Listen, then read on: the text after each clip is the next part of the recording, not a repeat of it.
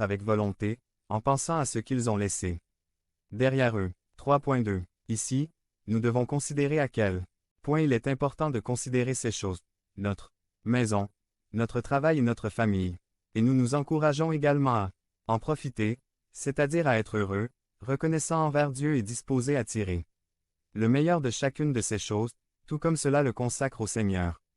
3.3. Nous devons également considérer que Dieu ne souhaite pas être servi dans ces guerres par des hommes sous pression, contraints à s'enrôler dans l'armée contre leur gré, mais que tous doivent être entièrement volontaires. 3.4. Aux dispositions provoquées par les circonstances extérieures, s'ajoutent celles provoquées par les faiblesses internes, les craintifs et les lâches.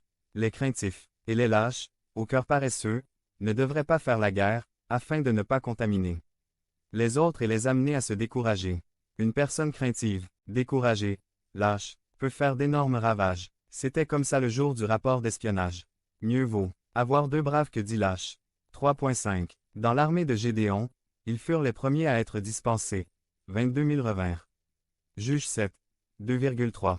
Près de 70%. Et l'Éternel dit à Gédéon, il y a beaucoup de gens qui sont avec toi pour livrer les Madianites entre leurs mains, de peur qu'Israël ne se vante de moi, en disant, ma main m'a délivré. Maintenant donc, crie aux oreilles du peuple, que quiconque est lâche et craintif, qu'il se détourne et s'en aille en toute hâte des montagnes de Galade.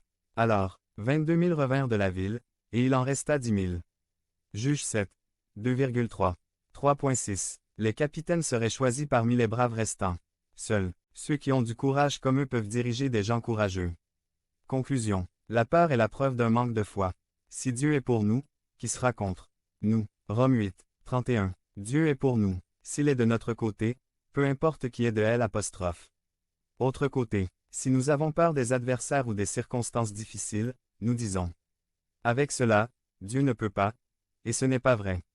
Rien n'affaiblit autant les mains que ce qui adoucit le cœur. Ceux qui ont Dieu avec eux n'ont aucune raison d'avoir peur.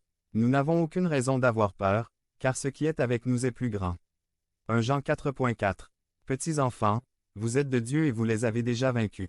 Car ce qui est en vous est plus grand que ce qui est dans le monde. Quels ennemis se sont levés contre vous? Point. Ils sont grands. Sont-ils plus grands que vous? Mais ils ne sont certainement pas plus grands que votre Dieu.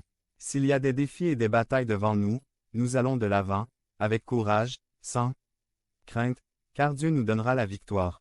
Devenez membre de la chaîne et soyez un instrument de la parole de Dieu. Ne manquez pas cette opportunité d'avoir un impact sur des vies. Cliquez maintenant sur le lien dans la description et aidez-nous à diffuser la parole de Dieu. La prière sacerdotale de Jésus, par Joan Pablo Rodriguez. Résumé. Introduction. Comment vivriez-vous la dernière semaine de votre vie si vous saviez que c'était la dernière? 1 Jésus prie pour lui-même, 2 Jésus prie pour ses disciples, 3 Jésus prie pour tous les croyants. Cette prière du chapitre 17 de Jean commence par Jésus priant pour lui-même.